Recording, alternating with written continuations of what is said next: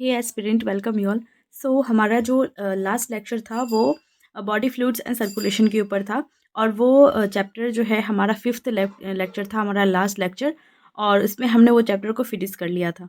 और मैंने आपसे कहा था कि नेक्स्ट जो चैप्टर होगा हमारा वो एक्सक्रीटरी प्रोडक्ट और उसकी एलिमिनेशन जो है उसके ऊपर होने वाली है।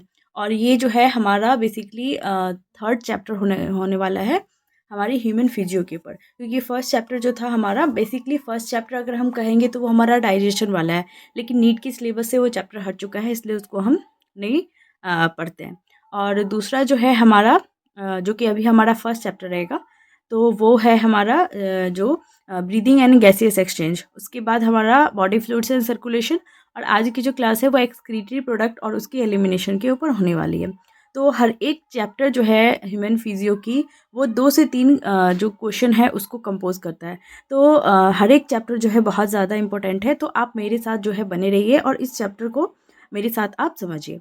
तो सबसे पहले एक्सक्रीटरी प्रोडक्ट और उसकी एलिमिनेशन, मतलब जो भी एक्सक्रीटरी प्रोडक्ट बन रहे हैं और उसकी एलिमिनेशन मतलब उसको बाहर निकालना कैसे है, इन सारी प्रोसेसेस जो है उसको हम पढ़ते हैं इस चैप्टर में। एक्सक्रीशन होता क्या है? एक्सक्रीशन होता है the process of removal of the waste product formed during the metabolic reaction is known as excretion. Metabolic reaction जो है, मेटाबॉलिज्म जो हो रहा होता है हमारी बॉडी में, किसी भी चीज़ की ब्रेकडाउन, जो भी हम फूड खाते हैं उसकी ब्रेकडाउन होती है, उससे हमें एनर्जी मिलती है। तो ये सारी जो मेटाबॉलिक रिएक्शंस अंदर चल रही होती है उससे कुछ ना कुछ वेस्ट मिलता है हमें। उस वेस्ट को निकालना बहुत ज़रूरी है, क्योंकि यूज़फुल चीज़ें जो है वो तो हमारी बॉडी को लग गई है, वो तो जो ज़रूरी है वो तो हमारी बॉडी के लिए वो इम्पोर्टेंट है। तो वो चीज़ें हमें यूज़फुल होगी, लेकिन जो भी वेस्टेज है अब उनका निकलना बहुत ज़रूरी है। अब उनकी निकलने की प्रोसेसेस हो सकती हैं, उसमें बहुत सारे प्रोडक्ट्स हो सकते हैं। तो इन सारे प्रोसेसेस जो है जिसमें रिमूवल होती है उस वेस्ट प्रोडक्ट की, जो कि मेटाबॉलिक रिएक्शन के दौरान बनती है, तो उसी प्रोसेस को हम कहते हैं एक्सक्रीशन। अब ये जो एक्सक्रीटरी प्रोडक्ट है वो बहुत सारे हो सकते हैं, जैसे कि कार्बन डाइऑक्साइड हो सकता है, वाटर हो सकता है, अमोनिया NH3 क्या होता है अमोनिया, यूरिया हो सकता है NH2 CONH2। इसके बाद यूरिक एसिड हो सकता है, क्रिएटिन, क्रिएटिनिन, ये सारी चीज़ें जो है क्या है हमारी एक्सक्रीटरी प्रोडक्ट हो गई। तो ये सारी चीज़ें जो है बनती है, इनका निकलना बहुत ज़्यादा इंपॉर्टेंट हो जाता है। अगर हम मेन नाइट्रोजनस वेस्टेज की बात कर लें जिसमें नाइट्रोजन इन्वॉल्व रहता है, तो नाइट्रोजनस वेस्टेज में हमारा आता है अमोनिया, यूरिया और यूरिक एसिड। और जो ये जितने तरह के जो for excretion of the such metabolic wastage, इन जितने तरह के भी मेटाबॉलिक वेस्टेज हैं, चाहे वो नाइट्रोजनस वेस्टेज कह लें या फिर जितने भी तरह के वेस्टेज हैं, उनके निकलने के लिए मोस्ट ऑफ द ऑर्गेनिज्म जो होता है उसके पास स्पेशलाइज्ड सिस्टम होता है, जिसको हम एक्सक्रीटरी सिस्टम होता है। क्योंकि हर एक ऑर्गन, जैसे हम बात करें अगर गैसेस एक्सचेंज के लिए हमारे पास लंग्स था, उस लंग्स में बहुत सारी एल्वेलाई थी वगैरह वगैरह थी। तो डिफरेंट तरह की जो है सिस्टम्स जो है वो इन्वॉल्व रहता है किसी भी चीज़ को या तो बाहर निकालना है, या फिर डाइजेशन के लिए डाइजेस्टिव सिस्टम है हमारा, एक्सक्रीशन के लिए एक्सक्रीटरी सिस्टम है, सर्कुलेशन के लिए ब्लड सर्कुलेशन के लिए सर्कुलेटरी सिस्टम था। तो हर एक चीज़ के लिए स्पेशलाइज सिस्टम होती है। तो ऐसे ही एक्सक्रीशन के लिए यहाँ पे मेटाबॉलिक वेस्टेज जो है इसकी एक्सक्रीशन के लिए, एलिमिनेशन के लिए जो है एक्सक्रीटरी सिस्टम इन्वॉल्व रहता है, और ये मोस्ट ऑफ द ऑर्गेनिज्म में प्रेजेंट होता है। जो फंक्शन होता है एक्सक्रीटरी सिस्टम का is excretion and osmo regulation. मतलब एक्सक्रीटरी सिस्टम का दो काम होता है। पहला तो वो एक्सक्रीशन कराएगा जो भी वेस्टेज बनी है हमारे मेटाबॉलिक रिएक्शन के दौरान, और दूसरा दूसरा फंक्शन उसका होता है ऑस्मो रेगुलेशन। ऑस्मो रेगुलेशन का मतलब होता है the process of maintaining water, ions and other component in balance in the body. जो भी हमारी बॉडी में जो भी वाटर, आयंस और अदर कंपोनेंट्स है उसका मेंटेनेंस करना जो है, इसको हम ऑस्मो रेगुलेशन करते हैं। तो एक्सक्रीटरी सिस्टम का मेन काम जो है एक्सक्रीशन और ऑस्मो रेगुलेशन दोनों है। इसके बाद जो है one of the most important topic कह ले इस पूरे चैप्टर का, वो है एक्सक्रीटरी ऑर्गन्स के ऊपर। और इससे क्वेश्चन आता ही है, आएगा ही, और हर साल आता है तो आएगा ही। तो इसमें सबसे पहले हम बात कर ले तो यहाँ पे अगर हम एनिमल किंगडम पढ़े रहते तो हमें ज़्यादा अच्छे से समझ में आता, लेकिन कोई नहीं, हम ये ह्यूमन फिजियो करने के बाद एनिमल किंगडम जो है उसको पढ़ लेंगे।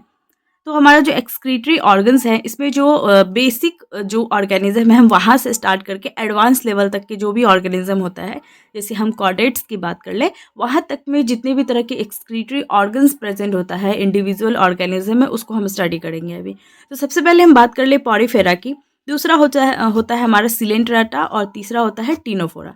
ठीक है। तो ये हमारा जो बेसिक लेवल पे जो ऑर्गेनिज्म होता है वो है एनिमल किंगडम के अंदर। तो पॉरीफेरा, सिलेंटेराटा और टीनोफोरा, इन तीनों जो है, इन तीनों के अंदर जो है बॉडी सरफेस जो है इससे एक्सक्रीशन होता है, जिससे मतलब डिफ्यूज़न की तरह प्रोसेस है डिफ्यूज़न, लेकिन बॉडी सरफेस मेनली हम कह सकते हैं इससे एक्सक्रीशन हमें देखने को मिलता है। फोर्थ जो आएगा वो होगा प्लेटीहेलमिन्थस। इसमें थोड़ी सी एडवांस कैटेगरी आएगी और इसमें प्रेजेंट होता है प्रोटोनेफ्रीडिया, जिसको हम फ्लेम सेल्स भी कहते हैं। तो ये बहुत इंपॉर्टेंट क्वेश्चन हो जाता है, तो इसको हम अच्छे से याद रखेंगे।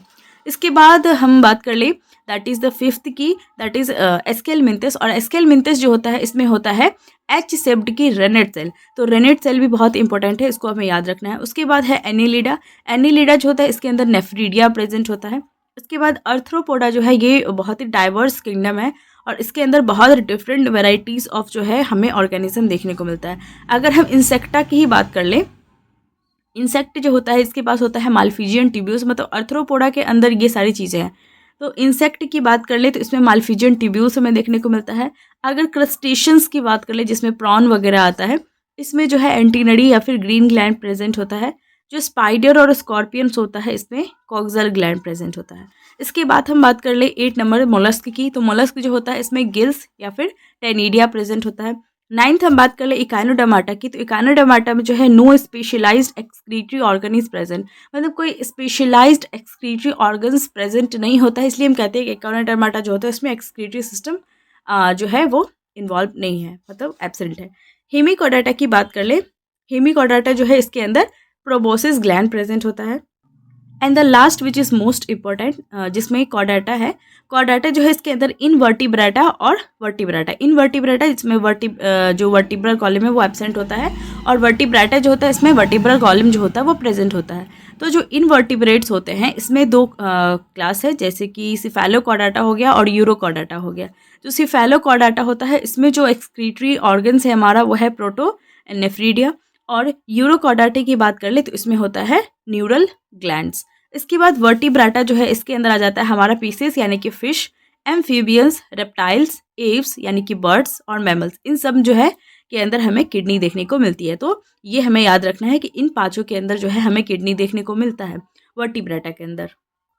इसके बाद जो है हम थोड़ा डिटेल में पढ़ लेते हैं हमारी जो एक्सक्रीटरी प्रोडक्ट थी, बेसिकली जो हमारी नाइट्रोजनस एक्सक्रीटरी वेस्टेज है उसको हम अच्छे से पढ़ लेते हैं थोड़ा सा। तो हमने नाइट्रोजनस वेस्टेज पढ़ा था। पहला था हमारा अमोनिया, दूसरा यूरिया और तीसरा यूरिक एसिड। तो इन तीनों के बारे में थोड़ा सा हम पढ़ लेते हैं क्योंकि यहाँ से क्वेश्चन आ जाता है। तो सबसे पहले अमोनिया की बात कर ले, तो those organism which excrete ammonia as nitrogenous wastage from the body, उस तरह की जो ऑर्गेनिज्म होते हैं जो अमोनिया एक्सक्रीट करता है उसको हम अमोनोटेलिक ऑर्गेनिज्म कहते हैं। और इस फेनोमेनन को हम क्या कहते हैं, अमोनोटेलिज्म। ठीक है। दूसरा होता है urea. Urea those organism which excrete urea as nitrogenous wastage from the body are called the ureotelic organism. The phenomenon is called the ureotelism. इसके बाद तीसरा आता है हमारा यूरिक एसिड, और those organism which excrete uric acid as nitrogenous wastage from the body are called the uricotelic organism. और इस phenomenon को हम क्या कहते हैं, यूरिकोटेलिज्म। इसके बाद अब हम टॉक्सिसिटी की बात कर ले, तो टॉक्सिसिटी की बात कर ले तो अमोनिया जो होता है वो बहुत ही हाईली टॉक्सिक होता है। इसके बाद जो है वो उससे कम टॉक्सिक होता है यूरिया, और सबसे कम लिस्ट टॉक्सिक जो होता है वो होता है यूरिक एसिड। इसके बाद हम बात कर ले यहाँ पे अमोनोटेलिक ऑर्गेनिज्म और यूरियोटेलिक और यूरिकोटेलिक ऑर्गेनिज्म की। तो इसमें हमें ऑर्गेनिज्म का नाम हमें याद रखना है क्योंकि एनसीईआरटी में दे रखा है। तो अमोनोटेलिक जो होता है इसमें आता है हमारा एक्वेटिक अर्थ्रोपोड, एक्वेटिक एम्फीबियंस और बोनी फिशेस। तो इन तीनों को हमें क्या करना है, याद रखना है। इसके बाद है यूरिया, जो यूरियोटेलिक हो जाएगा, उसमें आएगा मैमल्स, टेरेस्ट्रियल एम्फीबियंस और कार्टिलेजनस फिशेस। इसके बाद आता है हमारा यूरिकोटेलिक ऑर्गेनिज्म या फिर यूरिक एसिड जो एक्सक्रीट करता है, इसमें आता है इंसेक्ट, रेप्टाइल्स, बर्ड और लैंड स्नेल्स। तो ये जो भी एग्जाम्पल है इसको हमें याद रखना है क्योंकि ये एनसीईआरटी में डायरेक्टली दे रखा है और क्वेश्चन आता ही है इससे। इसके बाद चलते हैं मोस्ट इंपॉर्टेंट टॉपिक के ऊपर, that is the human excretory system. Human excretory system जो होता है इसमें क्या क्या प्रेजेंट होता है। सबसे पहले क्या होगा, पेयर ऑफ किडनी होगा, यानी कि 2 किडनी है। एक पेयर ऑफ यूरेटर होगा जिससे एक पेयर ऑफ यानी कि 2 यूरेटर निकलेगा। एक यूरिनरी ब्लैडर होता है और एक ही यूरेथ्रा होता है। ठीक है, तो सबसे पहले ये याद रखना है कि 2 किडनी, 2 यूरेटर, 1 यूरिनरी ब्लैडर और 1 यूरेथ्रा होता है प्रेजेंट। ठीक है, अब हम बेसिक स्ट्रक्चर देख लेते हैं इसमें। तो ये होता है हमारा kidney, left and the right kidney, और जो किडनी होता है उसके जस्ट ऊपर एक ग्लैंड प्रेजेंट होता है जिसको हम कहते हैं एड्रिनल ग्लैंड। और ये क्योंकि ये किडनी को हम रीनल नाम देते हैं, तो इसलिए ये किडनी के ऊपर प्रेजेंट है, इसलिए इसको हम कहते हैं सुप्रा। सुप्रा का मतलब होता है ऊपर, यानी सुप्रा रीनल ग्लैंड भी कहते हैं इसको हम, एड्रिनल ग्लैंड को। ठीक है, इसके बाद किडनी से जो है निकलता है यूरेटर, 2 यूरेटर निकलेगा। इसके बाद आता है हमारा यहाँ पे जो यूरिन है, बेसिक इसकी फॉर्मेशन होती है यहाँ पे। इसके बाद ये यूरेटर से आता है हमारे यूरिनरी ब्लैडर में, और यूरिनरी ब्लैडर से फिर यूरेथ्रा के थ्रू हमारे यूरेथ्रल जो मियोटस होता है, यूरेथ्रल मियोटस, उससे बाहर ये चला जाता है। तो जो अभी हम किडनी जो है और इसके बाद जो भी स्ट्रक्चर हमने देखा था उसके ऊपर थोड़ी सी बात कर लेते हैं। सबसे पहले हम किडनी के ऊपर बात करते हैं।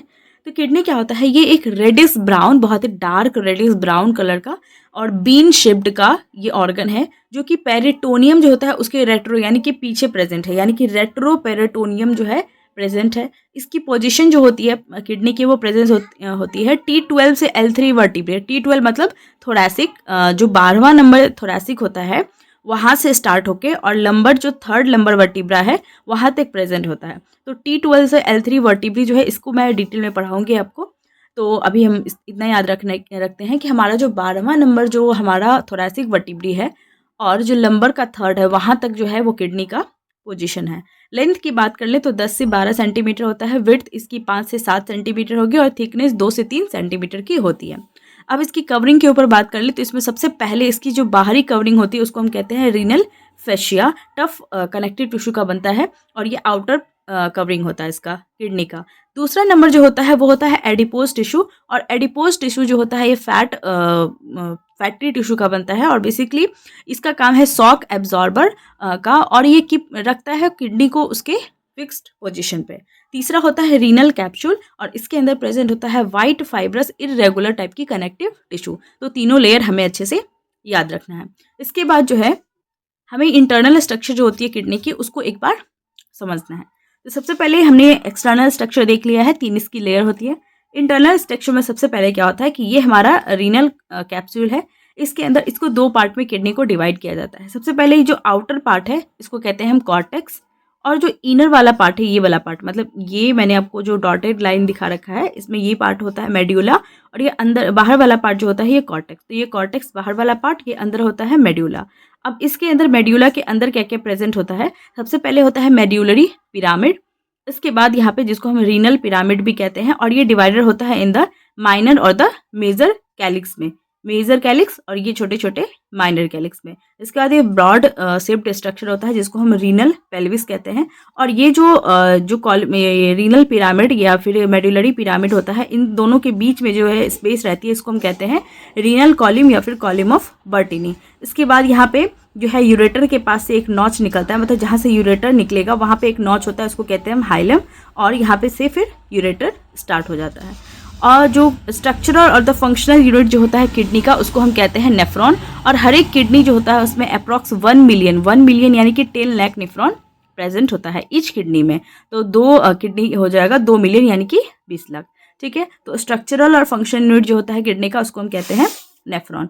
इसके बाद हम बात कर ले हाइलम की, तो हाइलम जो होता है ये एक तरह का नॉच होता है जिससे यूरेटर पास होता है। बेसिकली यूरेटर नहीं, जितने भी तरह के मतलब जो किडनी तक के पहुंचने वाले जो भी ब्लड वेसल्स होते हैं वो सभी वहाँ तक पहुंचते हैं और वहाँ से बाहर निकलते हैं उसी नॉच से। तो उस हाइलम को हम कहते हैं नॉच, जहाँ से यूरेटर पास होता है। इसके बाद हम बात कर ले रीनल पेल्विस की, तो रीनल पेल्विस जो है वो प्रेजेंट होता है इनर टू हाइलम के जस्ट बाद, और ये ब्रॉड फनल शेप्ड का स्पेस होता है जिसके पास कैलिसिस होता है एज इट्स प्रोजेक्शन, उसमें प्रोजेक्शंस होती हैं और मेजर और माइनर कैलिस हमें देखने को मिलता है रीनल पेल्विस के बाद। तो मेड्यूला जो होता है वो डिवाइड होता है into a few conical masses जिसको हम मेड्यूलरी पिरामिड्स कहते हैं, और वो डिवाइड होता है कैलिसिस में। ठीक है, इसके बाद हम बात कर ले यहाँ पे जो कॉर्टेक्स होता है वो एक्सटेंड रहता है in between the medullary pyramid, मतलब कॉर्टेक्स का ही कुछ पार्ट जो है वो जो है मतलब एक्सटेंडेड रहता है इन बिटवीन द जो हमने आपको रीनल पिरामिड या फिर मेडुलरी पिरामिड बताया है उसके बीच बीच में जो है वो कॉर्टेक्स का ही पार्ट है, उसको हम कहते हैं रीनल कॉलम, जिसको हम कॉलम ऑफ बर्टिनाई भी कहते हैं। तो यहाँ तक थी हमारी किडनी के ऊपर बातें, और इसके बाद जो है हम हमारा जो मेजर जो स्ट्रक्चरल और द फंक्शनल यूनिट है किडनी का, यानी कि नेफ्रॉन, अब यहाँ से बातें हमारी स्टार्ट होगी। तो यहाँ से बहुत सारी चीज़ें जो है हमें लाइन टू लाइन जो है अच्छे से याद रखना है। तो यहाँ तक थी हमारी बेसिक इंट्रोडक्शन वाली पार्ट, और आई होप कि आपको लेक्चर समझ में आया होगा, और अच्छे से इस लेक्चर को समझिए और सारे पॉइंट्स जो है इसको अच्छे से कवर अप करते रहिए। और जो भी हैंड रिटन नोट्स चाहिए इसके लिए आप टेलीग्राम, इंस्टाग्राम कहीं पे भी जुड़ सकते हैं। लिंक जो है ऑलरेडी दे रखा है। तो तब तक के लिए stay tune, stay healthy and thank you.